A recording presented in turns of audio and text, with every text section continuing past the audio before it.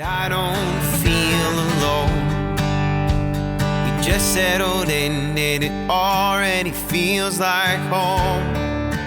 You're listening to the Feels Like Home podcast with Mike Throne and Marty Ford. Powered by Horizon. This is big. This is gig. Hey guys, it's Marty and welcome to the Feels Like Home podcast. This week we sat down with downtown Chillicothe's Tiffany Baldwin, and she shares what's going on with that organization, a lot of the things that they are doing in the downtown space, and how they prepare our city for new businesses and new things to come in the future. So we tackle in this conversation a lot of the great things that the organization is doing, and the big Sand in the Streets event, the beach volleyball tournament that's right downtown in front of our courthouse, and the 50 West Brewery right there on Paint Street. So we shut it down for a day, play some beach volleyball, and then have a great beach party at the end to end the evening. So hope you enjoy this conversation with Tiffany Baldwin and you learn a lot, and we hope you enjoy. Thanks. So with that in mind, we have Tiffany Baldwin with us tonight from downtown Chillicothe. And I'm excited because not only you've got an event coming up, but it's always good to talk about downtown Chillicothe because It's certainly something that has been great for the resurgence of this community. Yes, definitely. So why don't you explain a little bit about what downtown Chillicothe is? You know, I think you face this too. Like people will say, wait, now is that the one that, you know, the mayor put together or whatever? So explain that whole, what downtown Chillicothe does. Downtown Chillicothe is a nonprofit that was designed or is designed to ready the downtown for foot traffic, for new investors, for just people that want to spend their money downtown, whether it's revitalizing an old building, coming down and spending the evening. It's a whole gamut of things. So we like to be forefront with the business owners, with the building owners, to kind of guide them through processes, whether it's finding permits, whether it's trying to navigate their way through the community, especially if they're new to town, because not all people that invest in the downtown are from Chillicothe. They're coming from outside of the community as well. So we also want to make it attractive so that people want to come to Chillicothe. We want it to be a destination. So we work hand in hand with the chamber. We work hand in hand with the city and all of the businesses and just different organizations downtown, because everybody has to play a part in this. It's a huge operation to get this downtown going. It's not just us. So in a roundabout way, that's what we do. We kind of ready the town, get people to invest in our community, get people that have left our community to come back to our community, and raise their children here. So, and some of the projects that you've completed, I think we should talk about some of those because, wayfaring signs was one, but there's other things that you've done in downtown that, and you know, for those folks that are listening. So when I came on the chamber in 2019, Tiff was already in her position. And we had Tiffany's group, we had First Capital District, we had the chamber's downtown partnership, we had the DDC, and then technically you could throw, which the DDC is the Downtown Development Commission. It's really the only one that's codified by ordinance. Although you could also throw in there the Design Review Board because it handles all of downtown. So there's this like large group of all these different downtown organizations. And so we've streamlined a few of those, but I think sometimes people get confused, like which group did what, right? You know, so like you did wayfaring signs. What else? Well, okay. So I guess from the beginning, and it's a short time from beginning to now, because we only started in 2018, so I'm not talking like 10 years of events here. But so our very first thing that we started off doing, which was kind of going hand in hand with the chamber, is we enacted the first Dora event. So we started that off for the Christmas downtown. light the tree and all that. That was in November of 2018. So that was the very first thing that we did. And kind of from that point in time, we've done things hand in hand. Again, this is a partnership with the chamber as far as getting literature out to the community, signs, cups, ordinances. So that was one of the big things that we did right off the rip. Then, as Mike mentioned, we've done the wayfinding signs, and those are on the corners. They advertise for the businesses that want to participate, and they kind of guide you to the businesses that are downtown. We have 10 of those signs downtown, and it helps with the sustainability for downtown Chillicothe. We also, First Capital District, you had mentioned, Mike, gave us a lot of the items on their charge because they folded as a nonprofit. So what we took over from them are the flowers. So we raise all the money for the downtown flowers, and that includes summer flowers and the winter planters. Also, we do the banners that are downtown. We do murals. If any murals happen to come, they haven't had any new murals since we've been in doing this. In the last year, I think, is when First Capital District gave us this charge of theirs. And then also at Christmas, on the light poles, there are huge snowflakes that are lit up, and that was part of First Capital District, which now comes to downtown Chillicothe. So we make sure they're all lit and the bulbs are all good. So that's what we took over from First Capital District. In addition to that, we've done ramps, handicap ramps that go into some of the businesses that have a huge flagstaff or flagstone step leading into their business. So we got a grant for that. I think we provided 18 ramps to downtown. They're portable ramps, right? Yeah. Yeah, they're super heavy. I'd like to get more, so that's on the horizon. We've added some parking banners so people know where our parking lots are downtown. Some of the other projects we've done in conjunction with, again, the city or the chamber, and I know I keep bringing this up, but again, you have to work with these other organizations in order to pull this stuff off. But we put out literature and information via social media, via letters to the businesses on things like parking downtown, like what it's going to cost when the meters are going to go up, about the two-way street, how that's all going to go down. So a lot of it's education as well. Then the other side of this is we've done a lot of events.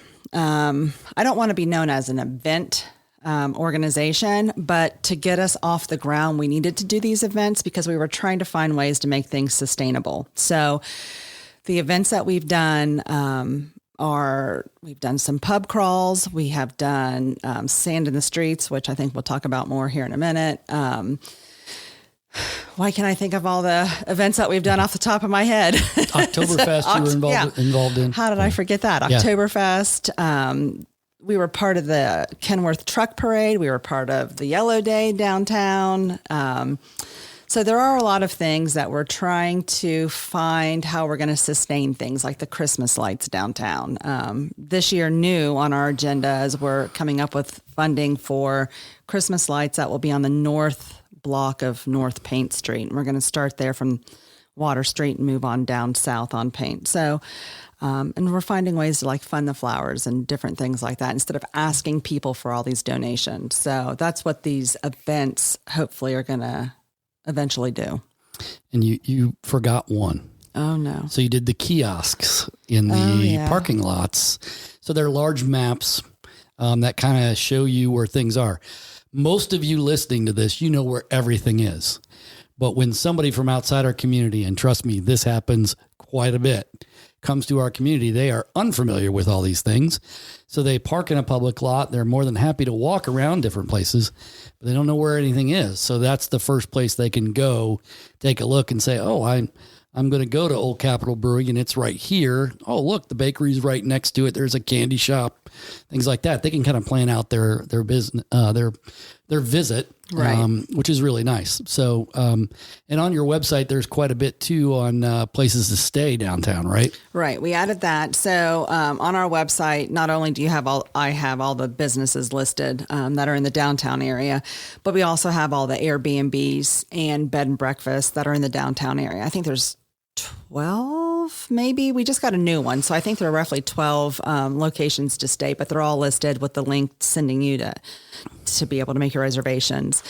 And we also, on that same website, have listed all the available spaces downtown. So if you're looking for a place, I've got the contact of who you need to reach out to get further information on that. We don't have like square footage pricing because a lot of times it's just vetted out from whoever owns the building and whatever business is going in there. So we don't provide that information, but we provide how to get a hold of them.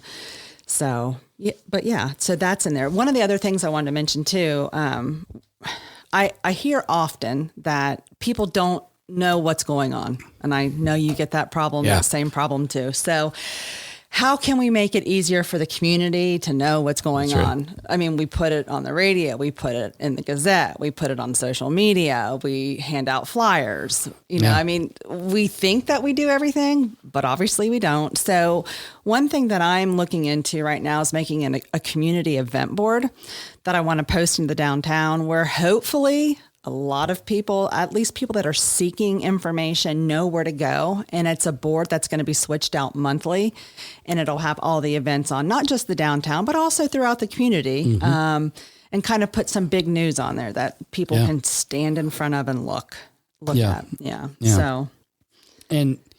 So Downtown Chillicothe as an organization is set up boundary wise. There's a board that helps you along, but talk a little bit about those boundaries because it started out where it's basically just the first capital district, but and in all full disclosure, I feel like I say this every podcast now, but full disclosure, I am on the board. The chamber has an ex officio seat, which is a non-voting seat on Tiffany's board. And so I've been on there since 2019.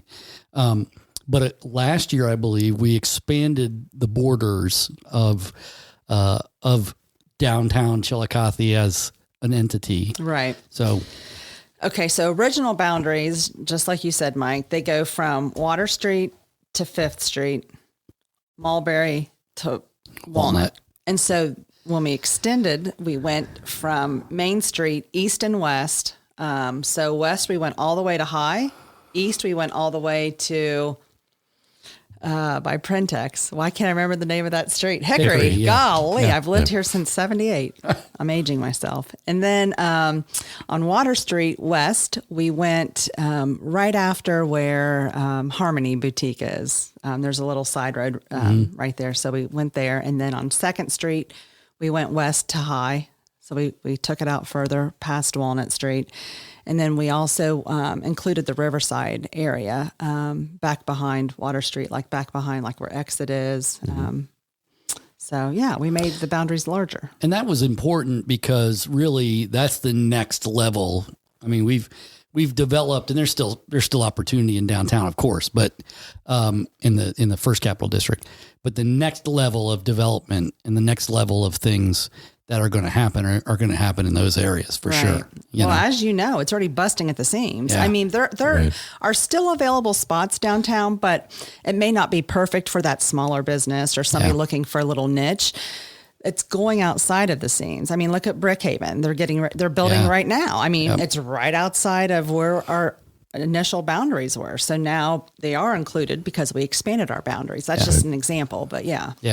And when somebody like Brickhaven goes out and builds a new place and they decide to stay in downtown, we love that, but it also presents another opportunity for a different business. Right. Because now that space is open and somebody else can move in there, which is tremendous, you know? Yeah, absolutely. So you mentioned Seeing in the Streets, which is coming up. It is the weekend of it's the 28th, right? 27th, right? 28th Sunday. So let's explain what Stand in the Streets is and tell everybody what's going to happen on that day. Well, a lot of fun. It is a lot of fun.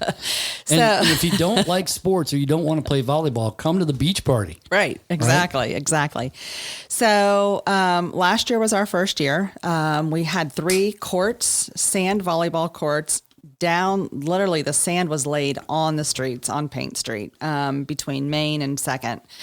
And this year we've added a 4th court. So it'll give us the opportunity to have 8 more teams this year. So we'll have a total of 32 teams, 8 of which are competitive and the remaining are recreational teams.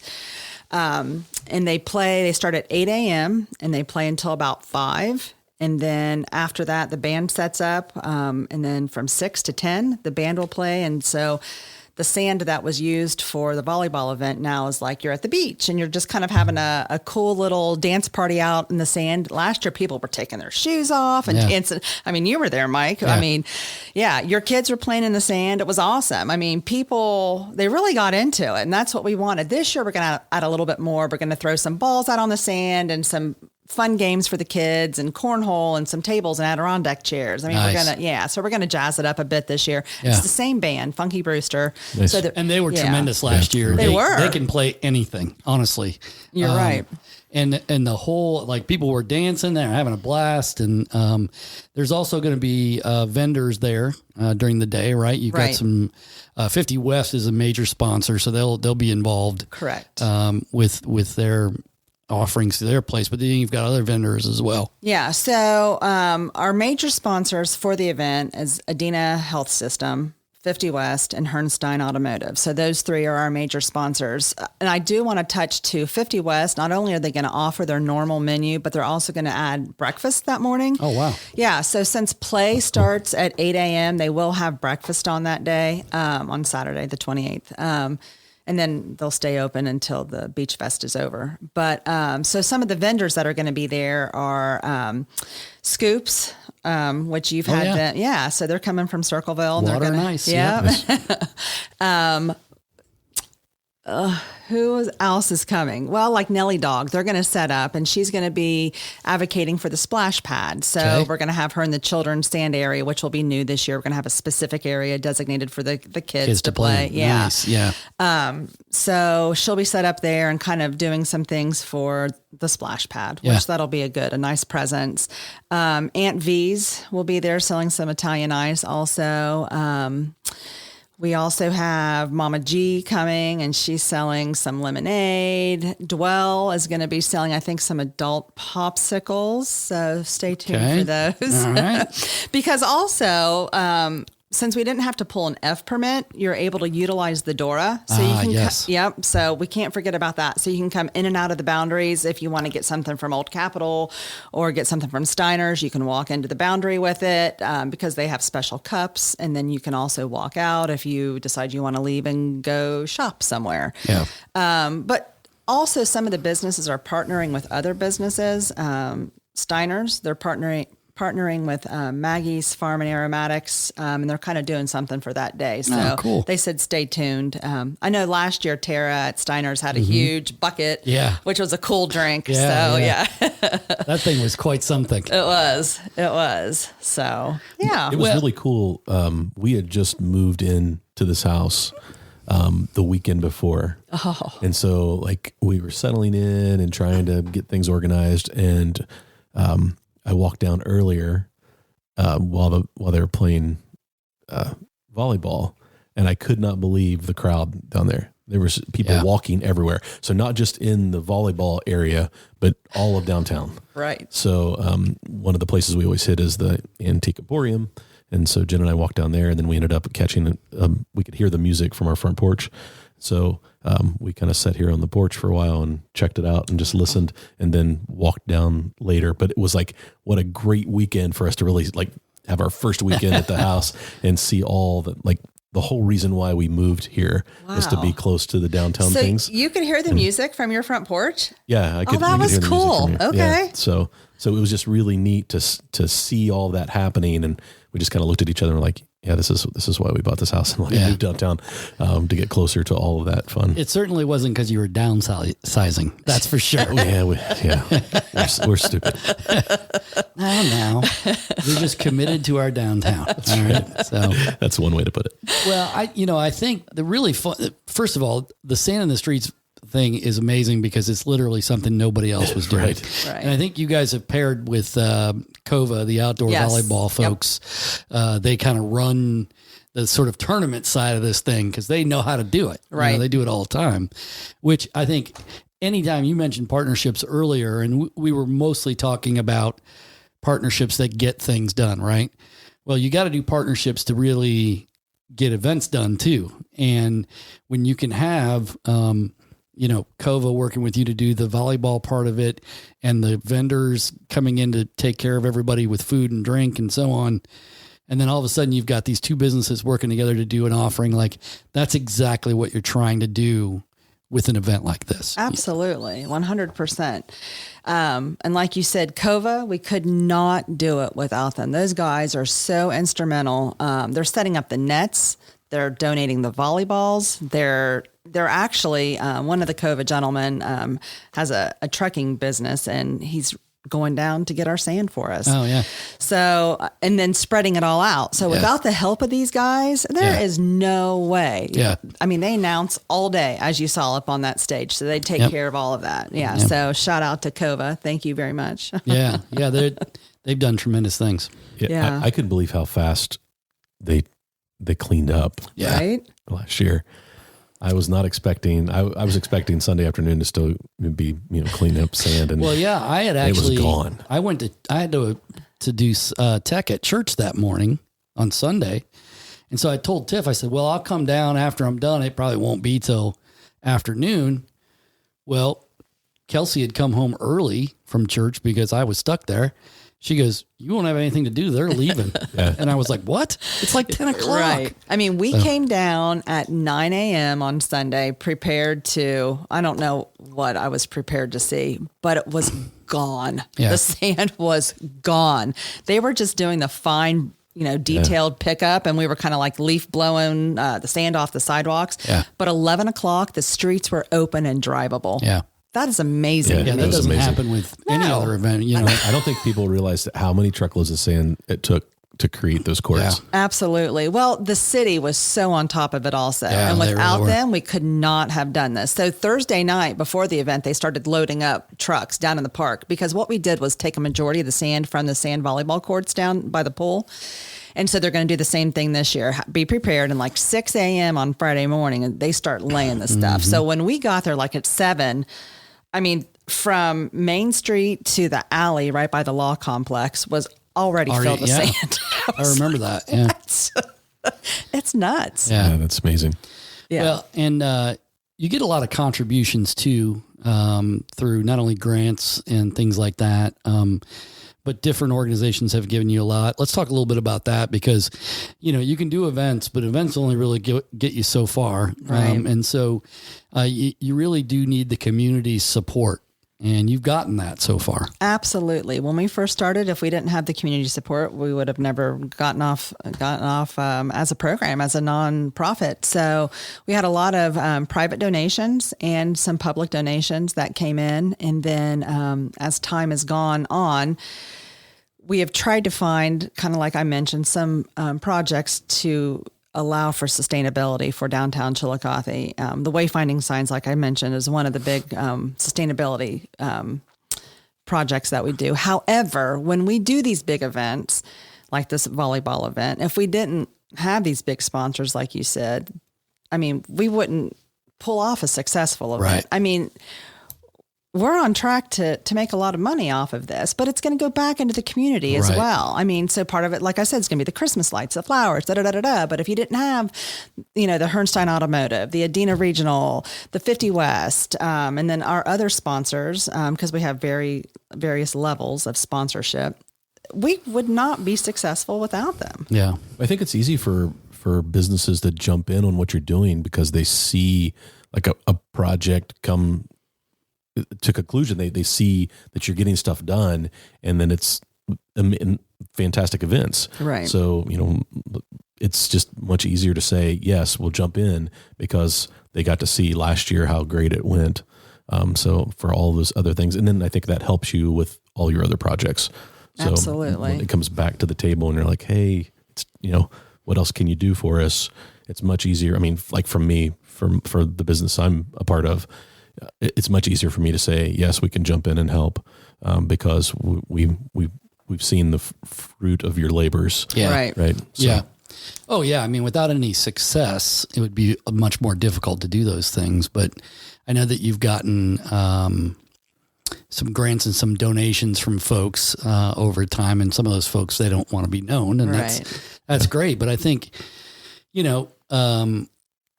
when you sit down and you look at different projects and you say, well, geez, I'd really like to do, I mean, I'm doing this right now with trying to do military banners. And, you know, I'm looking at the dollars and going, okay, I need this. I would love to be able to say to every person that wants to get a banner with all the polls that we have, because we're limited in how many polls we have. All right, you don't have to pay us a dime, or you only have to pay this because we have this great group of sponsors. So, you know, those sponsors and those people that make those donations really are the ones that are making everything go every day. You know? Right. So. Absolutely. But that's one of the things I have a hard time with because, like I mentioned, I hate to ask people for things. I am not a salesman. I mean, that's hard for me. So I hate to have to ask for anything. So I feel like if we do these events and you give them a bang for their buck, they see where their money's going, where their advertising's going, that makes it a lot better. Yeah. Like, for instance, I mean, the Sand in the Streets is kind of a no-brainer to me just because of how successful it was. Last year, we had over 1,500 people in year one. So that is a no-brainer to me. But some of the smaller ones, you still need those sponsors. But they kind of have seen what we've done now and kind of where it's going. So like you said, it's starting to, we're getting some credit. Yeah, I guess you could say because of that. This is big. Verizon Fiber Internet is ready Let them get you hooked up and power your Wi-Fi network with the speed and reliability that only a 100% fiber network can do. Verizon is ready to help you do what you do better. With real people, real rates, and a real service. Connect with them today, and the first month is free, plus no contracts and no data caps.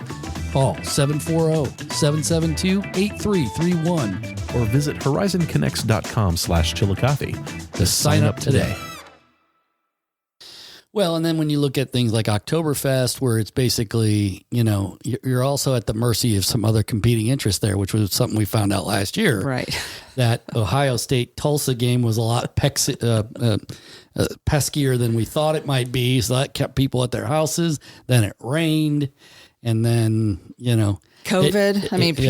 People were still a little skittish about COVID. So, you know, these things can kind of, you know, put a monkey wrench into things sometime too. And, right.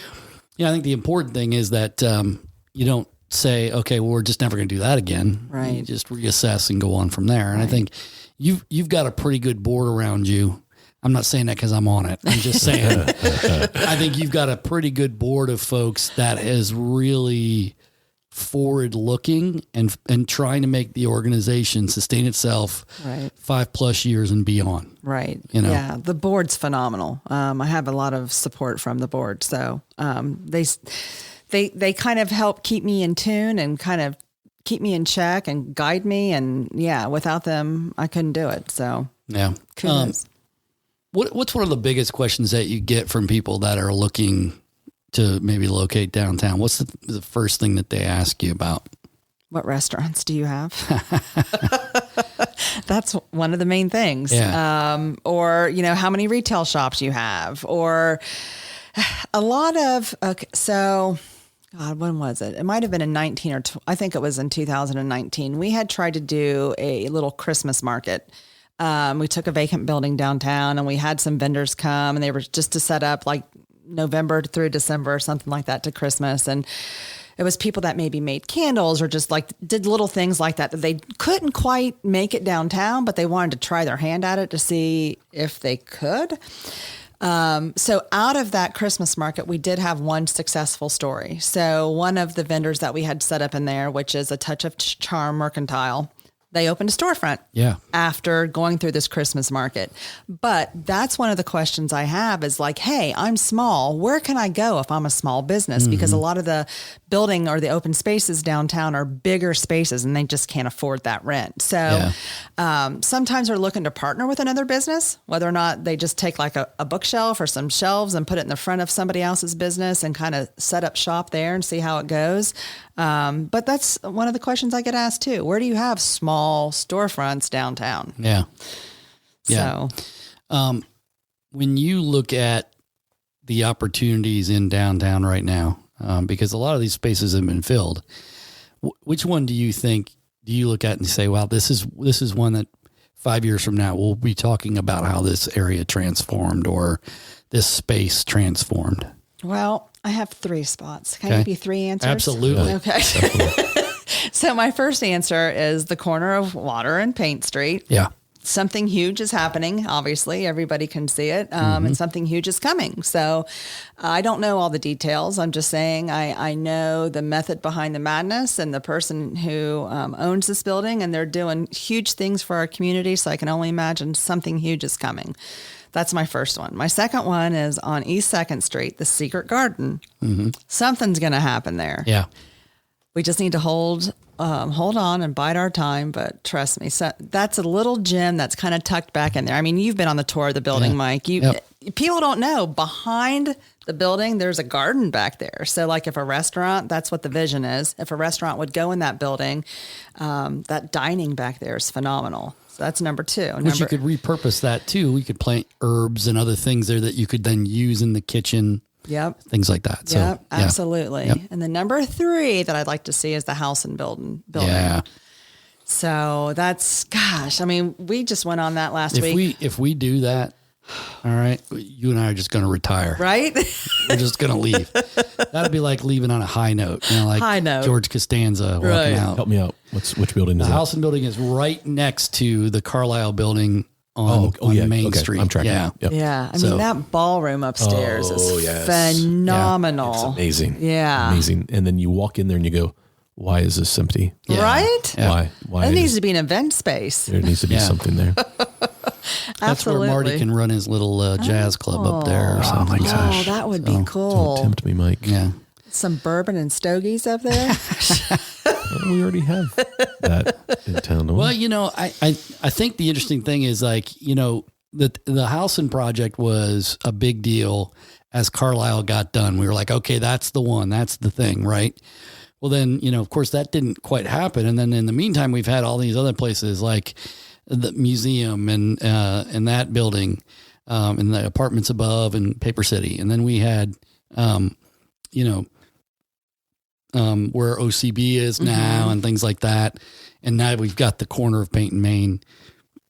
And we're even seeing like the Union Block now, right? Right. Like that is revitalizing itself. Beautiful. And so we've had all these great investors, but no one has really taken that next step on house. And so I really feel like that's one that I said when I came in 19 at the chamber, like that's the one that I want to see the most, but I'm glad it didn't happen. And it almost feels like it's destined to happen now that all these other things have happened. you know? Right, right. So when I talk about like my empty storefronts that I have on my website, I don't have the house on there simply because it's not being vetted out right now for opportunities. For I think Adina owns it now, so we're going to have to wait to see what they want to do with it. Right. Whether or not they want to turn it into offices or sell it or whatever. Who knows what they want to do with it? But yeah, whatever happens in that building, I think is going to be sweet. Yeah. And we even have some great things happening in the old Lynch building where Yes. Hometown Threads has moved into the front, and we've got other tenants going in there. And it's pretty amazing when you start to think about it. Just how these spaces that really, I mean, a couple of years ago, somebody wanted to tear down the Lynch building, Yep. and so Thank goodness. That building was my office for 4 years. Yeah. Oh. I absolutely loved working out of that building. Yeah. It's such a great location downtown. It's such an interesting building. I would have been devastated if that had been torn down. Well, and I mean, I think the entity that wanted to do that, they ended up finding a different place, right? it worked out. It worked out. Right. Nothing was in that space where Brickhaven is going in for the longest time. And we all looked at it like, oh, what an eyesore. It's just sitting there. There's nothing there. And now it's going to be repurposed into this coffee shop, salon, spa, and it's going to be amazing. It already looks amazing. And I feel like it went up last week. I know. So I it's just agree. going so fast. Well, So- before Fort Collective was Fort Collective, that spot that sat there, and great things happened with Fort Collective. Yeah. So, I mean, yeah. Yeah, you start, like, pride starts welling up in me when I start seeing some of these things that have happened just in the last 5 years. Yeah. The cleanup that's happened and just the beautification of downtown is kind of what I call it, is just people investing in making their properties look good, and then businesses come because of that. And yeah, it's amazing. It is amazing. I mean, when you sit here and, as we're sitting here talking through all this and you're like, oh yeah, you just brought up that point that I forgot about. It is cool to see that. Yeah. I don't know how long have you been here, Marty? In Chillicothe? Yeah. Were you raised here? I was born in Chillicothe, grew up in Kingston. I lived on Hickory Street until I was about 6. Okay. And then my family moved to Kingston, and that's where that's where I grew up. So, okay. But then I moved back in 97, about 2000, moved back into town. Okay. So. And then I know you're a transplant, but you've been here a long time, Mike. Yeah, I've been here since 97. Yeah, so this is your home. And I've never lived outside of Chillicothe city limits. So. And I've been here since 78. So just look at what's happened in our time we've been here. Yep. It's phenomenal. I mean, just look at what's happened here since 2010, let's say. Right. Yeah, that's amazing to right. me. 12 years, you've essentially swapped out your downtown. Absolutely. And that's amazing. Absolutely. And we've even added things outside of downtown that I think are pretty amazing to talk about too. I mean, when you look at the bike bridge, right, and the extension of the trails and things like that, all those things are pretty phenomenal, really. Absolutely. And I know you and I have had this conversation, Mike, kind of a sky in the pie dream that we had if we could connect that riverfront to downtown, or at least a trail that gets you from the river, to the downtown, with an amphitheater down there. I mean, that gets me excited. I agree. And trust me, I've got all kinds of dreams about that for sure. Yeah. One of the things that I think is really interesting to me is that, there were a lot of places that lost businesses downtown during COVID. And it's not to say that we didn't lose any, because we did. But I feel like, I think when COVID first happened and the shutdown started, I think I can safely say that both you and I were very fearful of what would happen to the downtown mix. Very fearful. Why do you think most of those people stay in business today and have continued to stay in business? I think one of the reasons is because people are shopping local. And by that, it means shopping small. Mm-hmm. You're not going to East End or these big shopping centers where there's going to be tons of people. So, sometimes you'll walk into a store downtown, and I'm not saying that this is good or bad. I'm just saying it happens. There may be 1 or 2 people in there, so you don't feel like you're at risk for exposure or different things like that. So you get that personal treatment. And a lot of times, if you can't find what you want in there, but they have something along those lines of what you're looking for, they'll go the extra mile and find something for you that you need. Yeah. So you get that personalized treatment. So I think that's one of the reasons why they have remained open, is because the community has shifted gears from the big box store to the smaller store. But that's just my opinion. Yeah. And I think they got support during COVID because of that. Yeah. I know that I did. In the 2 years since, COVID, I probably have been to Columbus one time to shop. And before that, I did go quite a bit. Yeah. I just do everything local now. Mm-hmm. So, yeah, I think there's a lot of validity to what you're saying there. I also think that the mix of people downtown is a really resilient bunch. So they've put a lot of sweat equity, not to mention money, right, into fulfilling the dream of owning that restaurant or that shop or whatever. And they were like, by God, I'm not giving up now. Right. Like, I worked really hard for this. Why would I quit? And so I, call it insanity, call it tenacity, call it whatever you want to call it. It was, we're not doing that. Right. We're not going out of business. We're going to stick it out and see what can happen. And I think, that's to be very much lauded by all those folks, because, in other communities, hand to God, like I saw a lot of people just say, nope, we're done. Right. Or we're seeing it now because they can't hire people or the supply chain or whatever. And we still continue to see a lot of folks. Not only are we seeing them stay open, but we're seeing new people come in on a regular basis. Right. Gustavo's is only a year old. And that sat vacant from the beginning of COVID until just a year ago. Right. So I also feel though that we have a crafty community. So during COVID, as you know, many businesses had to come up with another way to sell their wares. Yeah. I mean, look at what Ivy's has done, and they're still continuing to do that, but it's huge. Yeah. And that's another shift of how the community's gone about shopping nowadays. Yeah. But yeah, they were crafty, so tenacious. Like and you I said. talk to people all the time that do those, the different antique places do that, like Saturday night Facebook Live where they sell stuff or whatever. Mm-hmm. I mean, I talk to people all the time that do that. I don't do it myself, but people do that and they do it all the time. So they have a huge following. Yeah. Yeah. And the community got creative. They did. At that time. And I think that it was either sink or swim. And we had a community that decided to swim. Yeah. So. Yeah. And a lot of the building or business owners are local and they've been raised here. So they're staying. Yep. Yeah, we are certainly blessed with local people who have decided to invest in our downtown. Absolutely. Rather than having a bunch of out-of-town people, which, I mean, we did have that for a while, out-of-town people that didn't take care of buildings. Right. And, I mean, look, that left a lot of local business owners or building owners holding the bag when it came time to fix those places up. Yeah. But we're very fortunate that we have people that are like, I'm doing this not only to make money at some point in time, but I'm doing it for the good of my community mostly. Right. I mean, I know that you say that some of the businesses went out, which we're all aware of that, but it was a small percentage of people. But look at the people that put a second location downtown. Yep. People that relocated to the downtown. Right. Mm-hmm. And this was all during COVID, opened new businesses during COVID. I mean, so we've had a mixed bag of everything. So I don't think it scared people as much as we anticipated that it was going to scare people. I put them on alarm, but it didn't scare them off. Yeah. So that's all awesome. Well, that's a tribute to the community. Right. Plain and simple. Tribute to the community. We talked to businesses, even on the show, that flourished during COVID because it really, it made them get lean and it made them really look at their business model and how best to shift.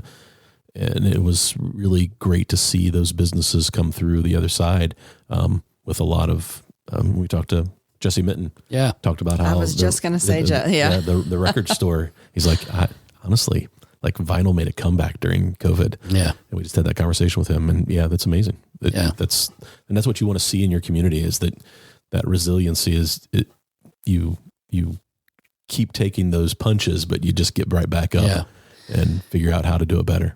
Well, and let's be honest, there's going to be something else, right? It may not be a virus this time, right? But it could be anything, right? And so, when those types of big game changers happen, the question is, how do you respond? Not because you're not going back to change it, right? So how do you respond and how do you make it something better or replace it in some way? Well, I mean, during COVID, Mike, how you and I were trying to make a difference, because I remember this vividly. Obviously, we couldn't pound the pavement at that point in time just because it wasn't safe to pound the pavement. We made a lot, texts, calls, emails. Yeah. We sent messages to these businesses. Yep. Grants. We gave them grants. Yep. But that's what you had to do. You had to keep in contact with them. I mean, I know that you would get chamber information, you would pass it on. I would then pass it on to, it's just a chain of events to get all these people, all these different sources of aid they could look into. Right. But it was just a matter of that communication. You had to make sure that was there. And I know that we did that because that's all that I was doing. Yeah. But folks, I'm going to tell you right now, it's what happens when no one is really willing or no one is really hesitant to give up credit. I don't really care who takes credit for anything. Right. If somebody wants to say, hey, thanks for that, I'm very grateful for that, but I don't do it for that. I want everyone to succeed and I want everybody to, be, have all of their hopes and dreams realized through their business. That's what my job is. Right. And so if that means I partner with you or I partner with, Tammy Leonardo in economic development or whatever that looks like, I mean, let's go, let's do it. How do we get it done? Rather than trying to put 5 steps into the plan that don't need to be there, Right. you know? So, I think we're lucky and we're blessed to have a great group of folks that works together. I hope that continues. Right. I think it will. What do you feel like the future looks like? Obviously we've got World Heritage coming down the road, which is going to bring, hundreds of thousands of visitors to the whole area, the region. What does that look like for downtown? Awesome. It's just going to make things bust even more. Yeah. Again, I think people are going to want a piece of that pie.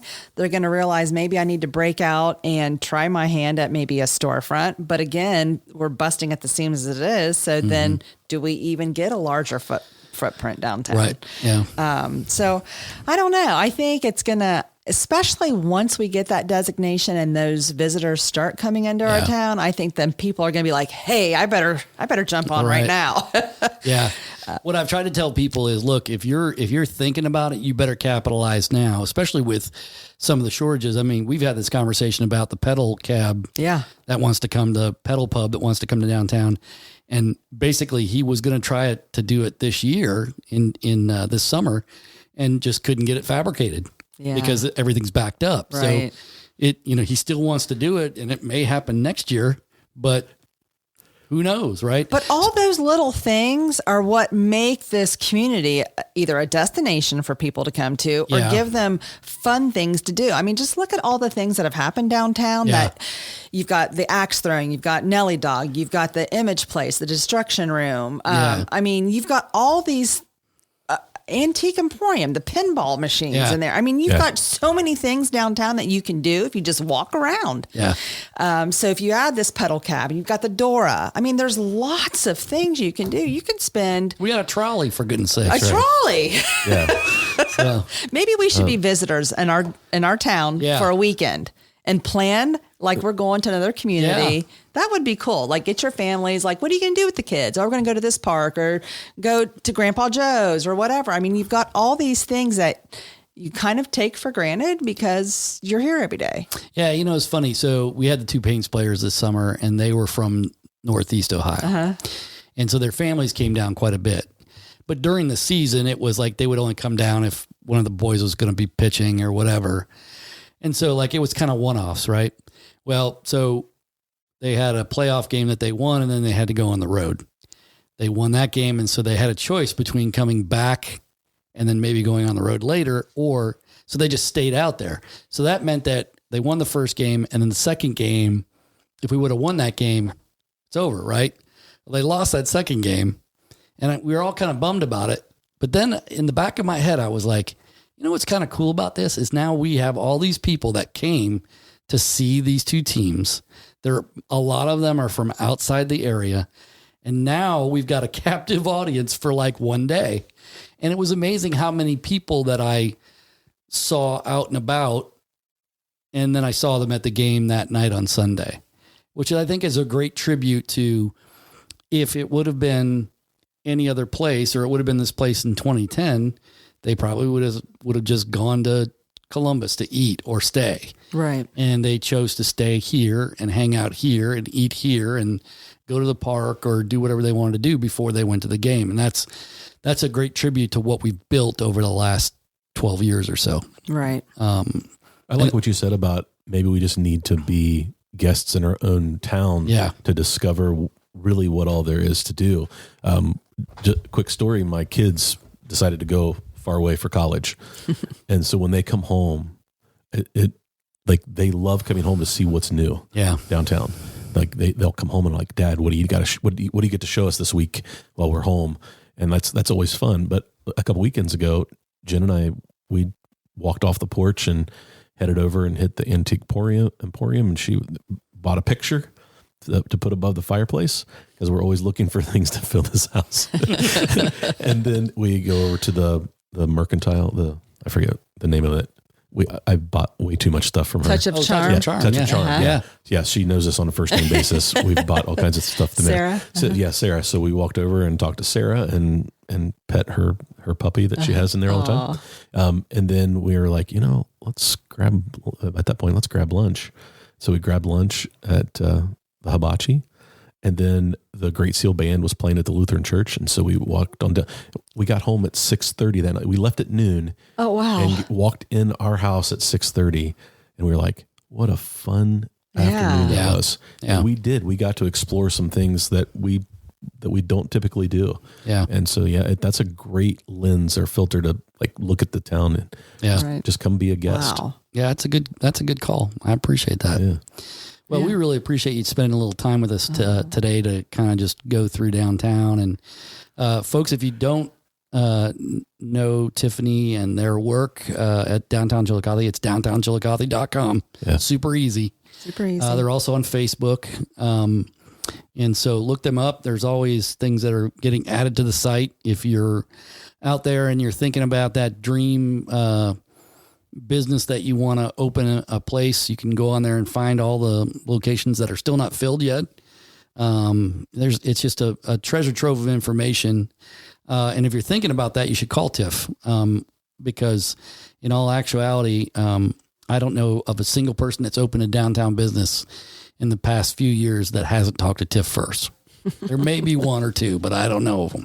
So we really appreciate you coming on. Thank you. I appreciate you having me. Yeah. Thanks. And good luck with sanding the streets. Thank you. Hopefully it'll get all cleaned up the next day, just like it did last year, because it sounds like it will. So, It will. I have faith. all right. Yeah, that's awesome. Well, thanks. Thank you. You're listening to the Feels Like Home podcast with Mike Throne and Marty Ford. Powered by Horizon. This is big. This is gig. It feels a little strange, but I don't feel alone. We just settled in and it all